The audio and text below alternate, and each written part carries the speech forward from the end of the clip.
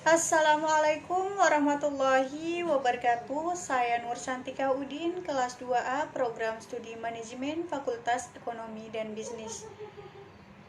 Dengan mata kuliah Statistika Ekonomi, masuk kepada materi yang akan saya jelaskan mengenai dengan apa itu statistika, variabel statistika, tingkat pengukuran data, metode penelitian data, dan beserta soal penyelesaiannya.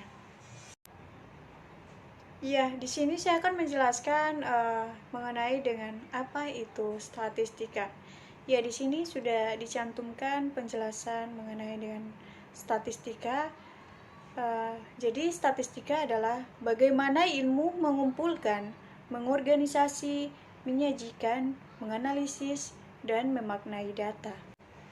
Jadi, statistika sebuah ilmu pengetahuan yang berhubungan dengan data, dan salah satu cara untuk memperoleh atau mengumpulkan data adalah dengan mengadakan penelitian langsung ke lapangan atau suatu percobaan yang akan dibutuhkan secara efisien dalam menyajikan sebuah data untuk membuat keputusan-keputusan bersama yang tepat.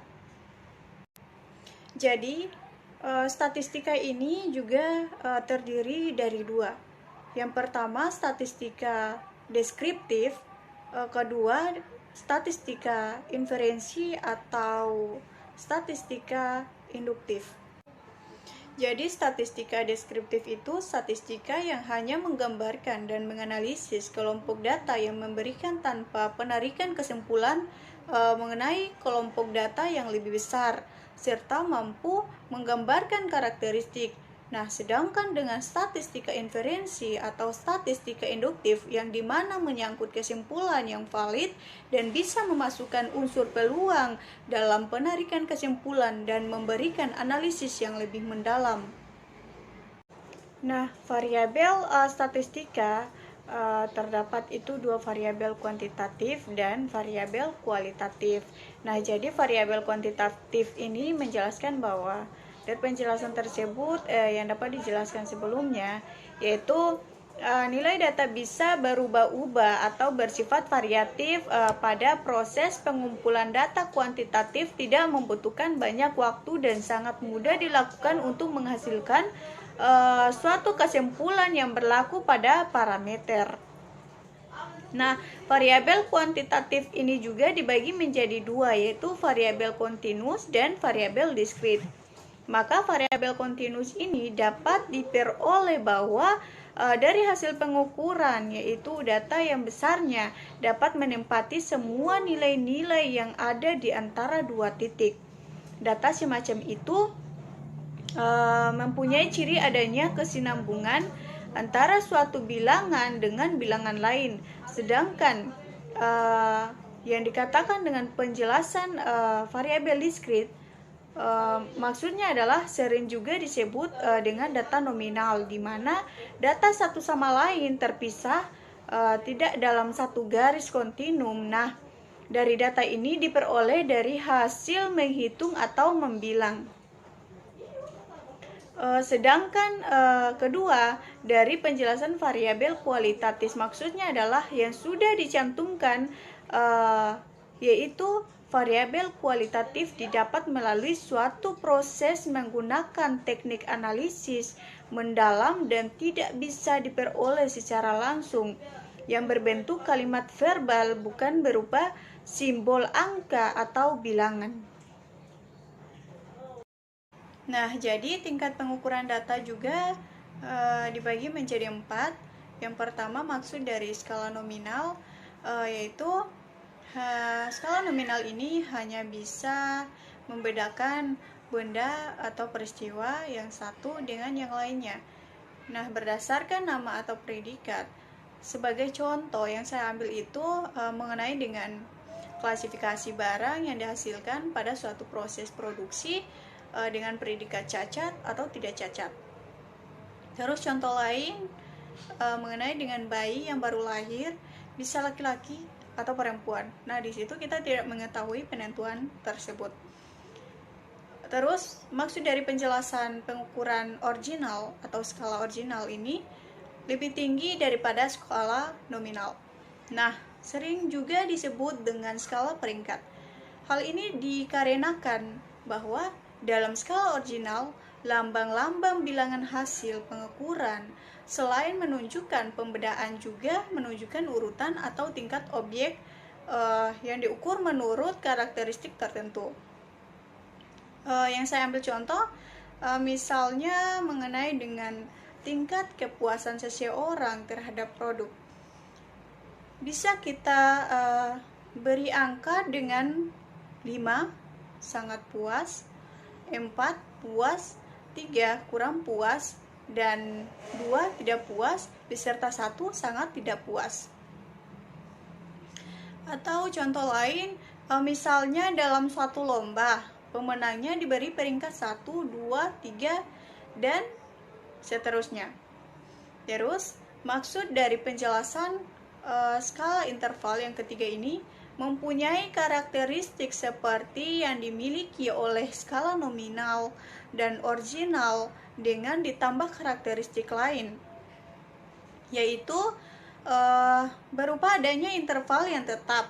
Dengan demikian, skala interval ini sudah memiliki yang namanya nilai intrinsik ya, sudah memiliki jarak, tetapi jarak tersebut itu belum merupakan kelipatan.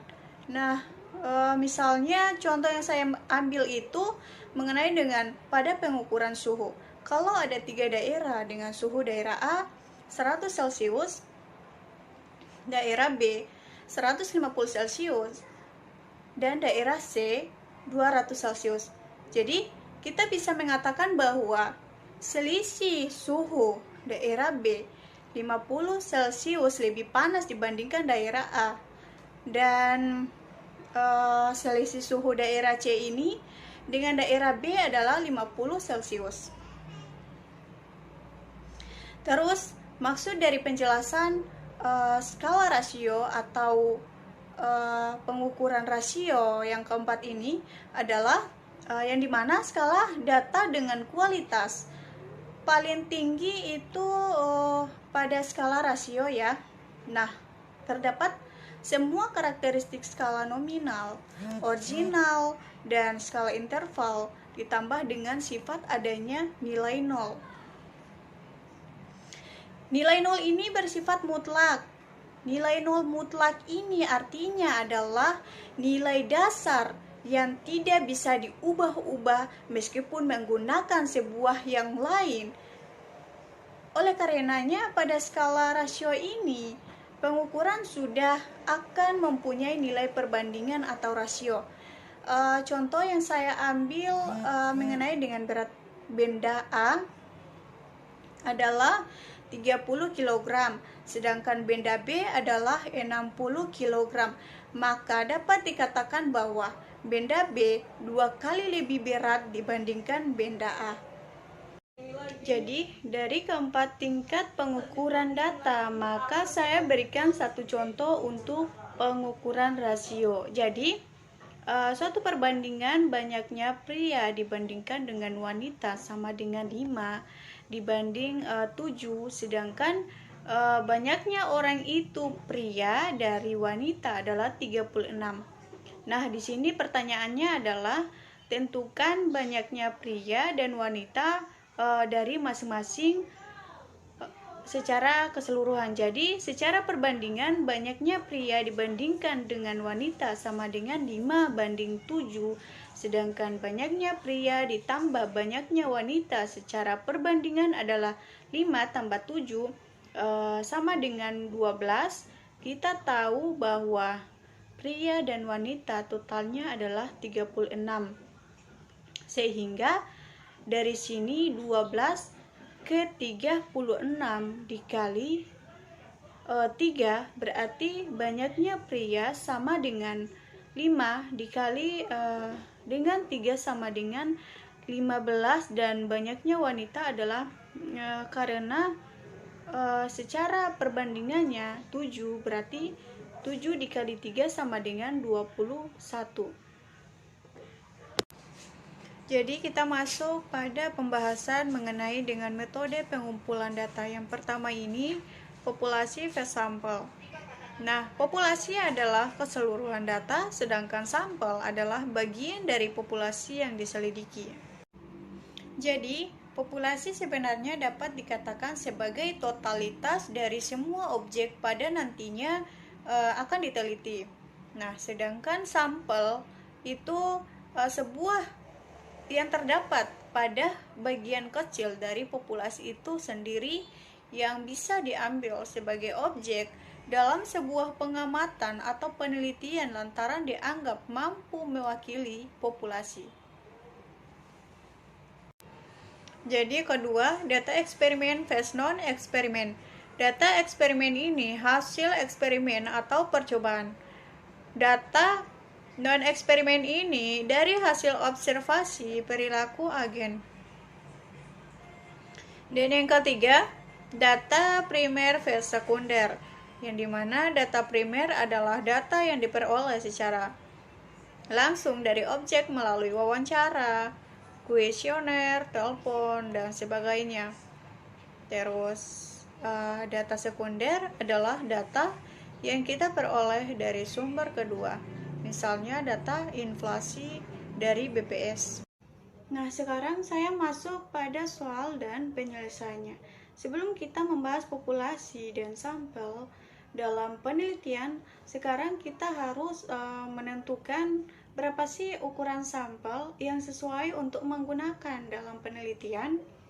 Jadi, ada teori dari Rostio tahun 1975 yang mengatakan bahwa ukuran sampel itu minimal 30-500. Nah, caranya bagaimana mengambil sampel berkaitan dengan teknik sampling, terutama ukuran sampel dalam kristika dibatasi 30 ya. Jadi usahakan jangan kurang dari 30 menurut Tertio. Jadi rumusnya di sini adalah N kecil sama dengan N besar dibagi 1 tambah N besar dikali E kuadrat. N besar sama dengan besar populasi, jumlah populasi. N kecil sama dengan jumlah sampel, kecil sama dengan batas toleransi kesalahan atau error toleransi. Jadi error itu 1%, 5%, 10%. Jadi pada bagian error ini saya akan menyelesaikan sebuah soal menggunakan 5%. Kita ingin meneliti 1000 orang siswa di kota Ternate. Kira-kira berapa siswa yang harus kita ambil sebagai sampel dalam penelitian? Nah, dengan menggunakan rumus Slovin, maka kita akan menghasilkan kalau kita mengambil errornya 0,05. Maka N sama dengan 1000 dibagi 1 tambah 1000 kali 0,05 pangkat 2, kemudian 1000 dibagi 1 tambah 1000 kali 0,025, N sama dengan 1000 bagi 1 tambah 2,5, kemudian N sama dengan 1000 bagi 3,5 sama dengan 285,714. Karena terkait dengan orang, memungkinkan orang ada pengumumannya. Jadi kita bulatkan menjadi 286 orang. Ketika ada 1000 orang sebagai populasi, maka diambil 286 orang sebagai sampelnya menurut Slovin. Jadi, dengan soal diketahui jumlah populasi asrama haji yang ada di kota Ternate sama dengan 467 dan persesinya adalah 0,01 dengan menggunakan rumus N kecil sama dengan N besar dibagi N dikali D kuadrat tambah 1. Nah, rumusnya agar kita bisa menyelesaikannya. Jadi, N itu N kecil artinya jumlah sampel, N besar artinya jumlah populasi, D kuadrat artinya presisi atau tingkat kepercayaan. Misalnya 1%, 5%, atau 10%. Yang saya gunakan adalah 1%, dan kita akan gunakan persisi 1% atau sama dengan 0,1. Jadi 467 dibagi lagi 467 dikalikan dengan 0,1, persisinya dikuadratkan ditambah 1 berdasarkan rumusnya. Sama dengan 467 dibagi, maka akan diturunkan 467 dikali 0,1 kuadrat, jadinya 0,01 dikali 0,1 aslinya 0,01 ditambah 1 sama dengan 467 dibagi 4,67, hasil dari 467 dikali 0,01 ditambah 1 sama dengan 467 dibagi dari 4,67, hasilnya 5,67 sama dengan 467 dibagi 5,67, maka hasilnya adalah 82,67 dibulatkan akan menjadi 83. Karena kenapa sampelnya kita bulatkan menjadi 83? Karena 82, di atas, maka kita tambahkan 1 sehingga hasilnya 83. That's the material I've explained. Sekian dan terima kasih. Wassalamualaikum warahmatullahi wabarakatuh.